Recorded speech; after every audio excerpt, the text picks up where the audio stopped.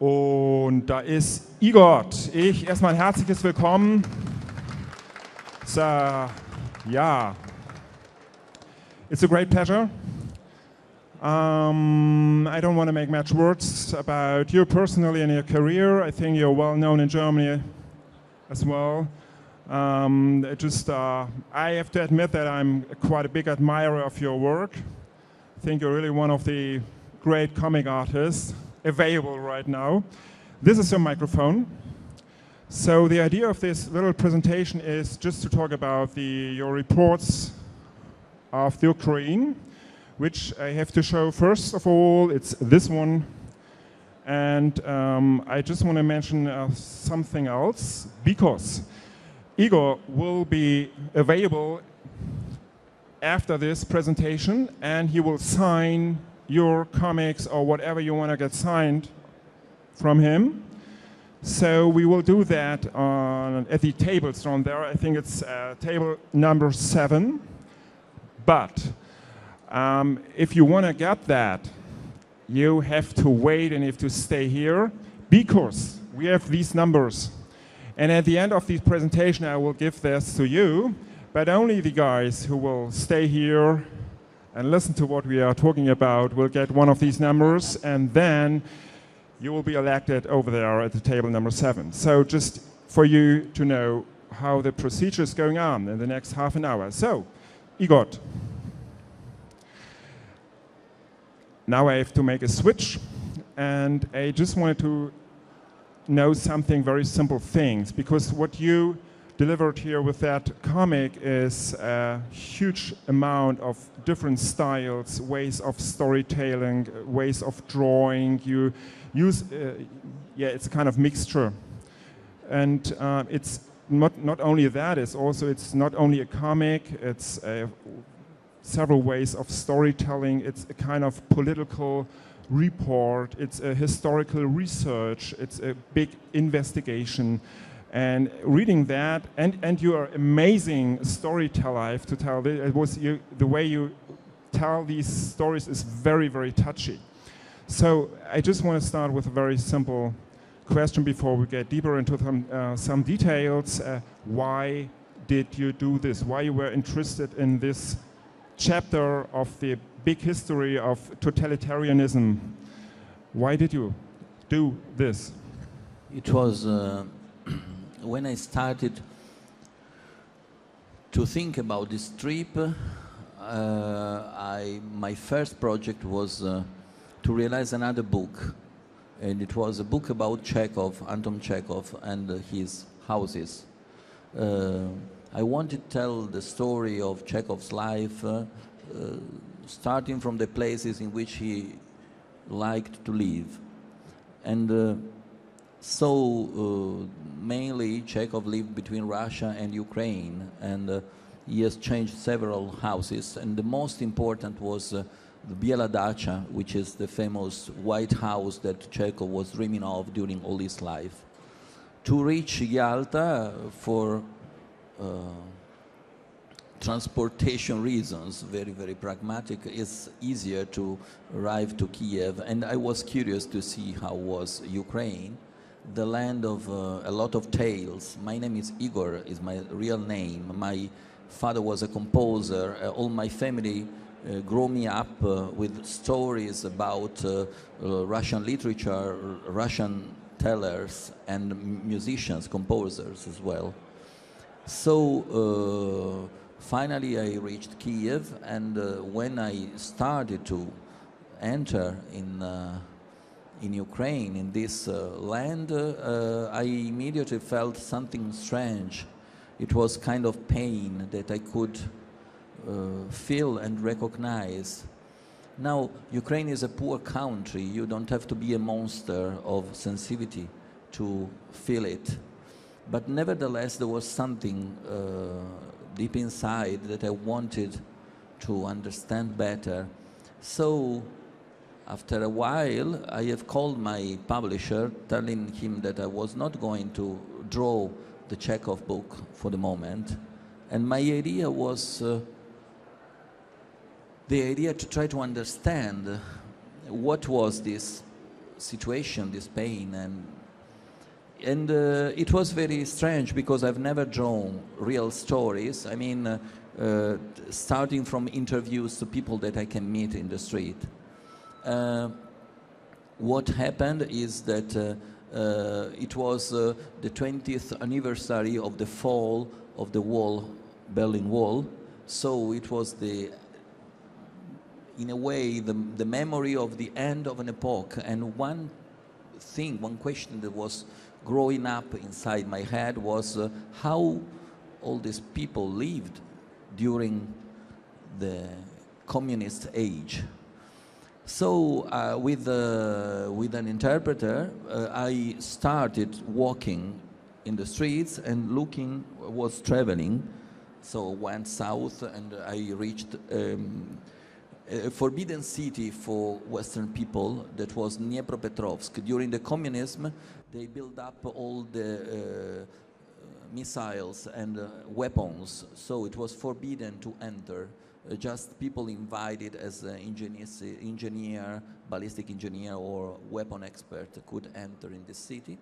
And I was staying there and starting watching what was life and what was the situation, and we started stopping people in the street. So that means you just were walking through the streets and then getting to know some people and asking them directly what was your life? When it happened, I am, like to say, I am not a person of that hesitate too much when I feel something. So I moved to Ukraine. I looked for an apartment and I started living there. And I started to try to understand. So it was very strange kind of reportage what was growing up little by little, because I wanted to live in a place and work in a place as people from that land lives. It's the same I did this summer in New York. I was based on an apartment and was working there and going out by night like a New Yorker. I don't like the hotel life. I don't like the tourist life. For me, it was kind of even the possibility. This trip definitely changed my life. And what I was feeling and seeing was very big struggle and very, very big problem in the life of these people. So when we started stopping people, they first ran away. They didn't want to talk. As Anna Politkovskaya used to say, it is forbidden to speak. There is not this kind of attitude to face the problem, especially with foreigners. So I had to invent a technique to listen to stories. And of course, I understand a little bit Russian, but I was not a Russian speaker. So Galia, this friend of mine, started to add a list of questions that I wanted. There were steps to allow these people that I was stopping to tell their stories. And there were people from the street. My idea of history is not the official one. I am interested relatively to heroes and big happenings. I am very touched and very interested to see how all this reflects in everyday's life with little people like me. And so I wanted to try to understand, and before being able to conquest the confidence, the faith of these people, it has been a little bit tough. I had to invent. Why? Because they kick us out. They refuse to speak, and after say, okay, come 2 hours later. And so we decided we wanted to invite to have lunch people to try to speak in a normal way, not like an interview. And it happened. Finally, it opens like a big spot in this life, and it was very, very strong experience. Nikolai Vasilievich, the man which is in the cover of the book, this one with the black It's one of the most touching stories in this comic, yes. Was basically the first long story that was told, and he was literally trembling and shaking in the street. And he was in the market. The situation was very tough. He was selling his last things, his most loved things of his house, because he was preparing himself to die. And when he started telling the story, he started really shaking and crying in the middle of the market. It was, I was very, very shocked. And I was asking Galia, what is happening? Why is shaking this much? Why?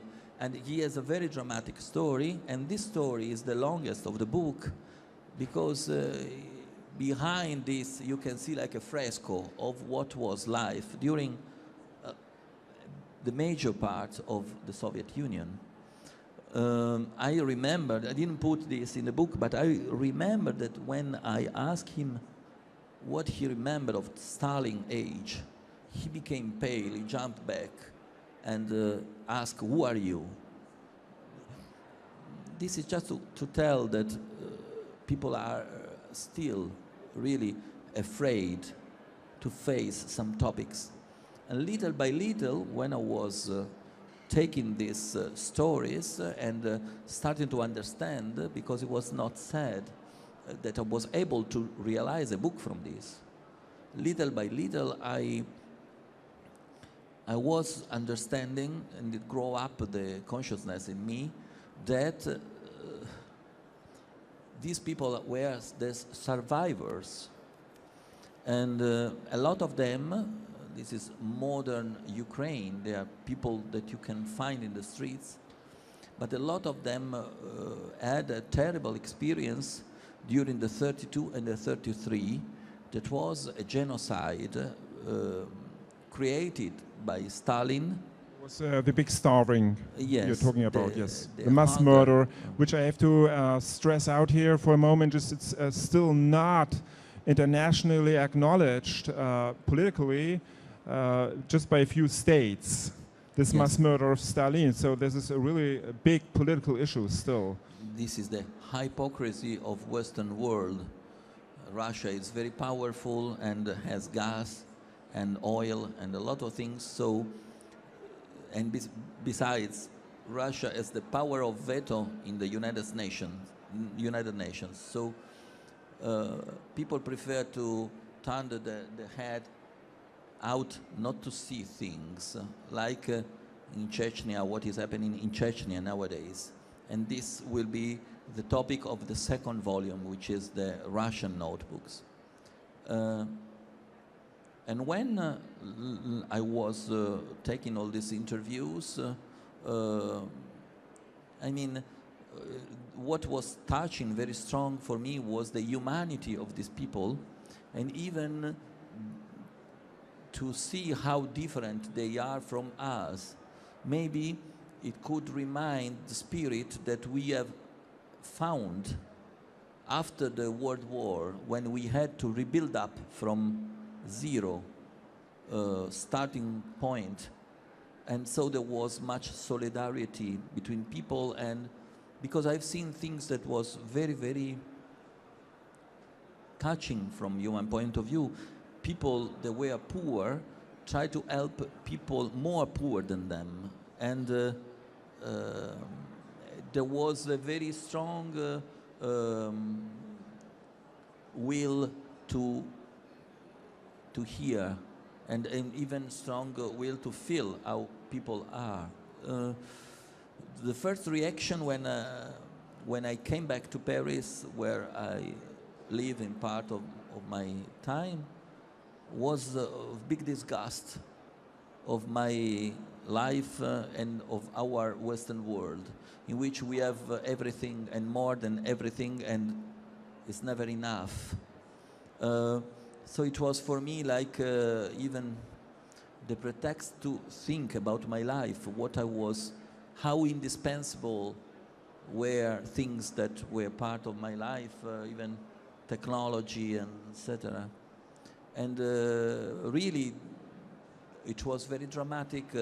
The poverty was increasing day by day. I have lived between Ukraine, Russia, and Siberia for almost 2 years, and month by month you could see more people begging and asking for money, and it was very shocking. I mean, from that point of view, you just could call the Ukraine the kind of the forgotten country. It's a forgotten history, Yes. And all that. And it's, of course, a good, or not a good, but a very clear example for the destroyal because of the two big totalitarianisms, the fascism and Stalinism. I mean, you're talking about these two things, Stalinism and fascism. I mean, it's not only about Stalin and what he did to the Ukrainian people, letting them die, but it's also the occupation from the Nazis and, during the Second World War. I mean, it's also part of that story, and all that is forgotten. All that doesn't matter anymore. And then after this, you had these Soviet Union times. That was quite hard too, even though the people had enough to eat again. I mean, that is a big point, I think, still in the Ukraine. So I just want to go a bit forward, because getting to know all these kind of stories, life stories, biographies, and all that. I mean, why or not why? How did you put that into a form? I mean, in aesthetical form. I mean, we have here just one example, which shows pretty good one of the aspects. I mean, it's more or less panels. You have it's like a comic, even though there are no bubbles and things like that. But you have these panels.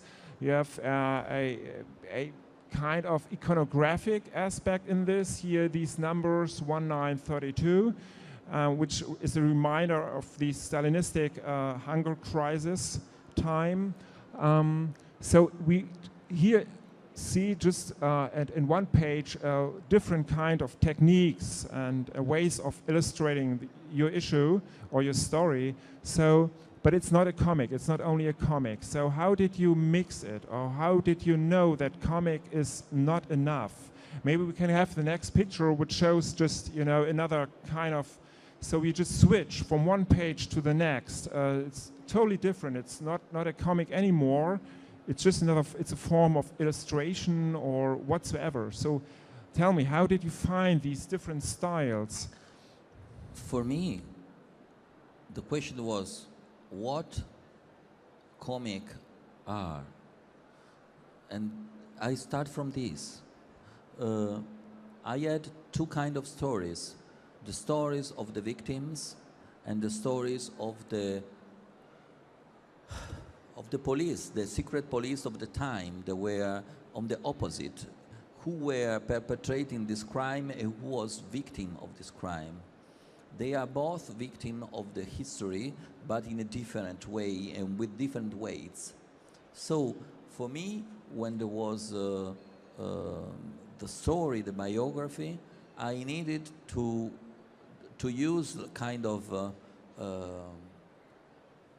framing or rhythm in the storytelling, which was like 6 panels a page, more or less, or double strips, I mean, double 2 in 1, like the page before.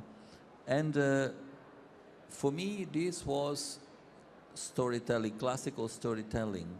After this page is the secret police report. So I had to draw it like in a documentary. It was a different technique.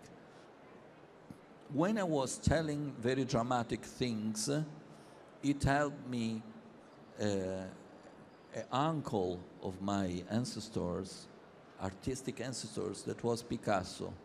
So Picasso did Guernica, a very dramatic painting about a very strong historic fact.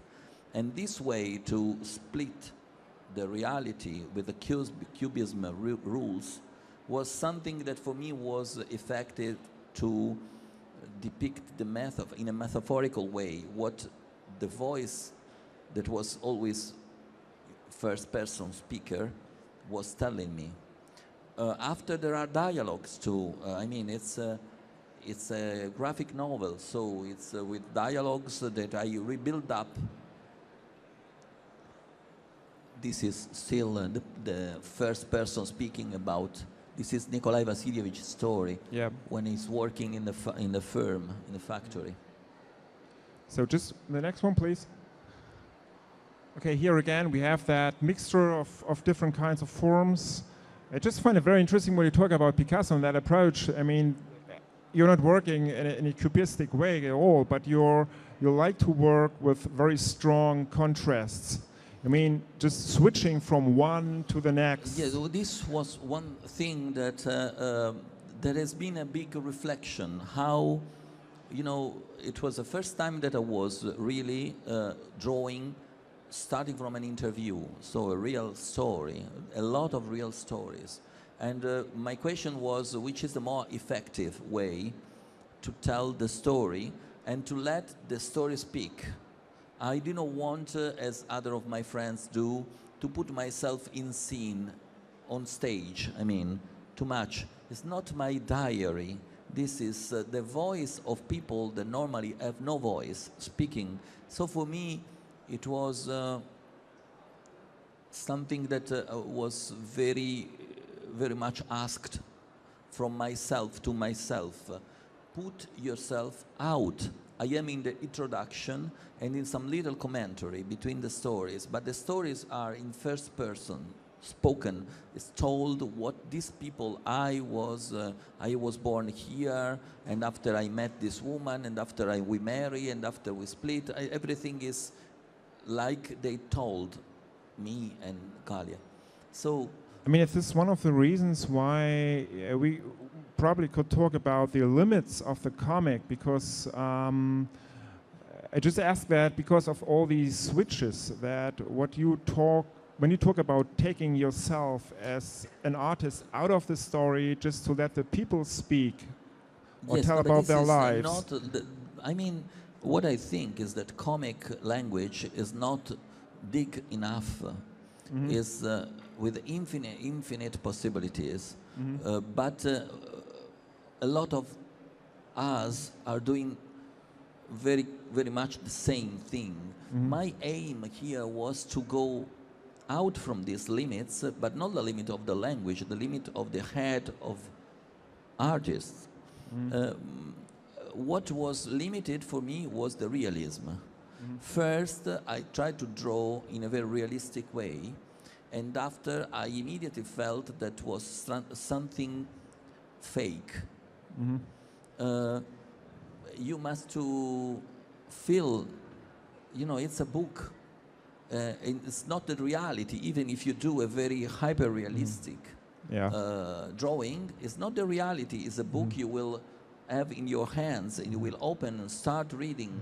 So you must use the most of these possibilities to, you know, Anton Chekhov, when he lived for Sakhalin to do the only reportage that he did in his life, took a lot of notes, and these notes were very precise and were very inspiring for me, and he was telling, you must to be able to speak about the smells.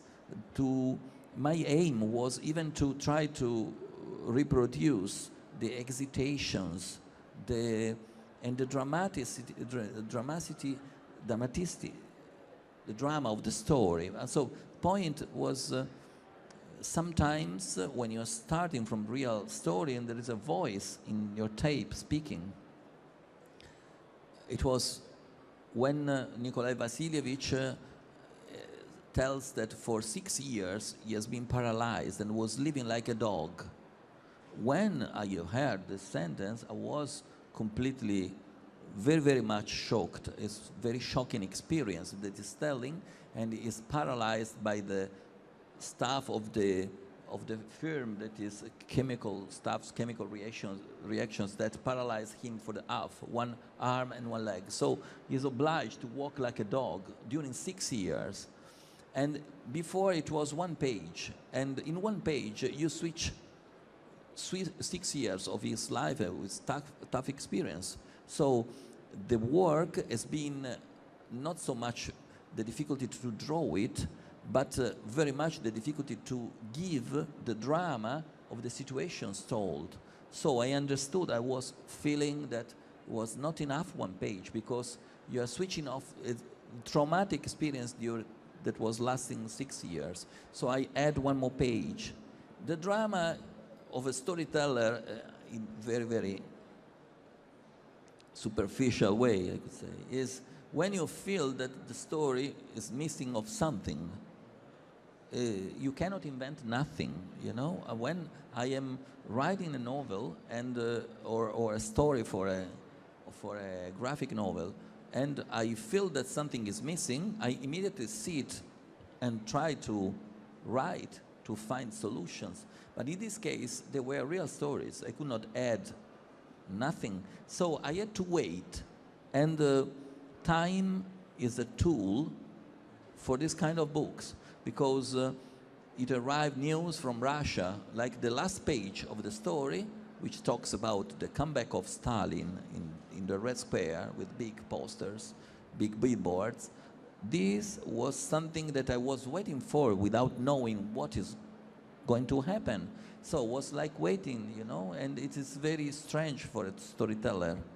But you feel that you are missing something, and my publishers were waiting too, and I was talking with them, and I say, you know, suddenly this book split in two. One was Ukraine, one was Russia with Siberia. And I am a lucky man. I mean, my publishers are very, very nice to me. So when I tell, you know, the book will be another book, they say, okay, what do you want to do? And after I tell, no, it's 2 books now. And even Reproduct, poor Dirk, my publisher, was waiting for a book now after I told him, it's 2 books, Dirk. And everybody is, this is very strong for a storyteller. There is a great complicity. My editors in all this country were close. Even with few email, I could feel that they were at my side.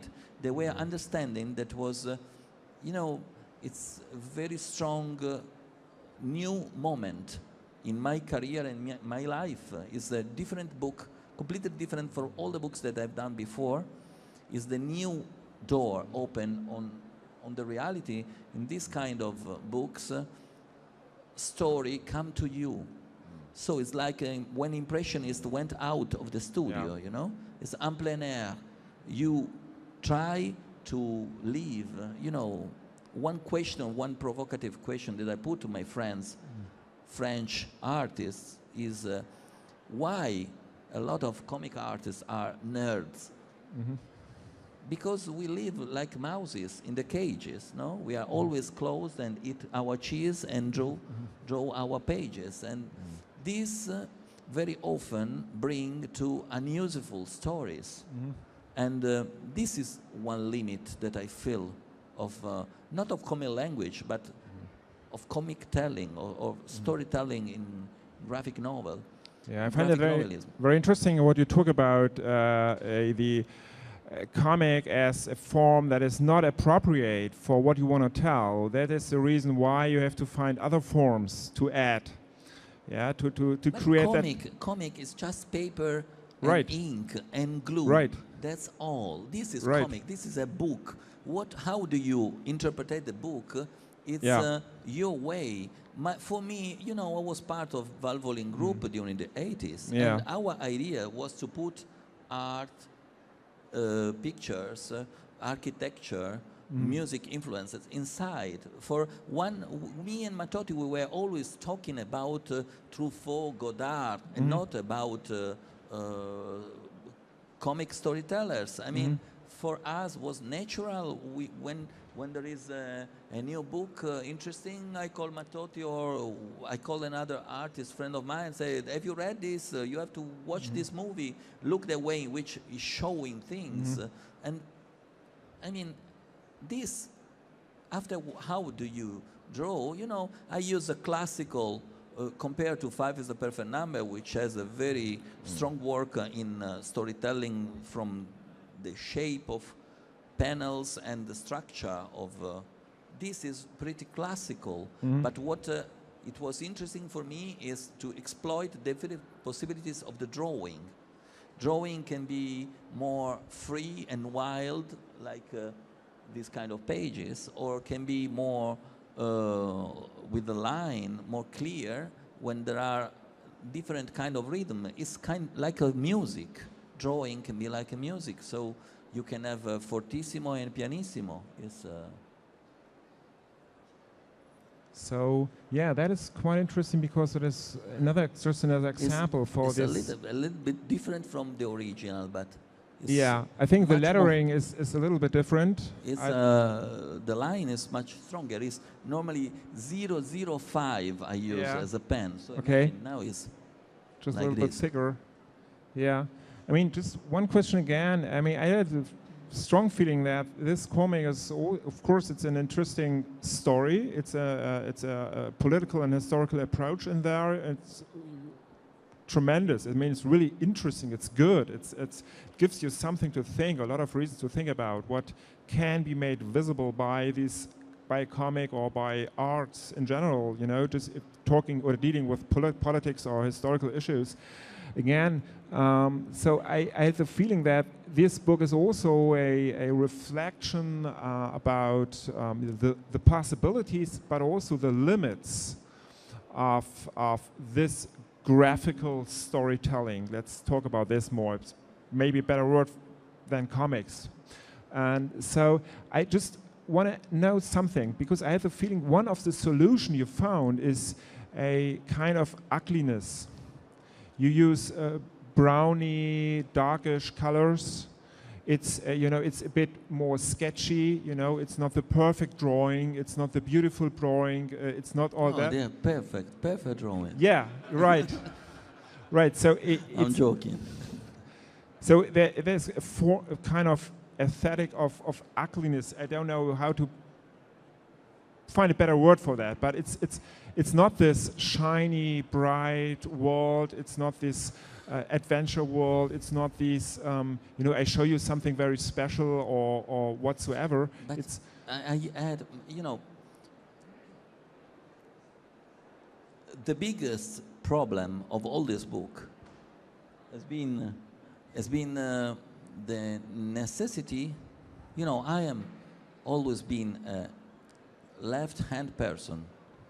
So the biggest shock for me was to go in this country and realize that I grown up with a lot of lies. After, when I started taking notes about this, talking about the political side of the book, a lot of friends of mine from Italy, which are all very engaged politically on the left side, were writing, "Are you kidding? You won't publish this book. You are not going to do this." So this has been a very big struggle because for me, first of all, we must be honest. And so the memory is very important, but the memory is not one way. So we have to understand what really happened. And this has been a very big problem. And after, even me was shaking in the table, and I was even, when I was working in Ukraine, did not have the table for the first 6 months. I was breaking my knees and my back because I was drawing in an armchair. It's called notebooks because it was drawn in notebooks like this. So all the problems of, language came after.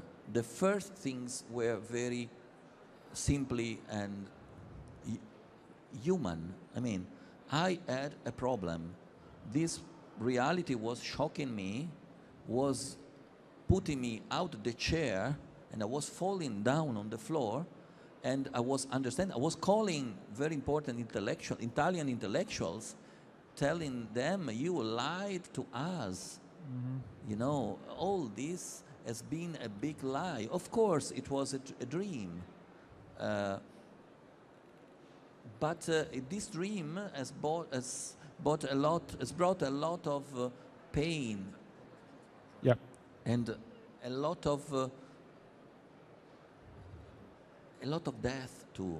And so all this sorrow had to have a voice. This was the first thing. After, you know, it will be after even the other book, the Russian notebook, and I have started to be insulted in my website from Russian people, and because this is a controversial thing. It's like for the genocide of Kurds in.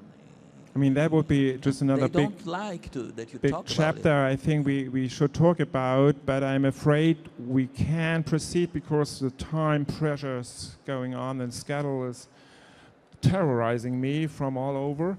So yeah, I mean, I would love to talk about the dark spots and leftist history. I mean, especially concerning Stalinistic or left totalitarianism and all that. I mean, that would be a big issue. I hope that we have the opportunity to talk about this the next time, maybe when your next book, the second part of that, is out. Okay. So I would appreciate that. So now we have to stop. I have to say thank you so very much for Thanks coming to you here, too. and Thanks to you thank all. you for all your patience. And now we have these numbers, and you can come and get it. And Igor will go to table number 7, and okay.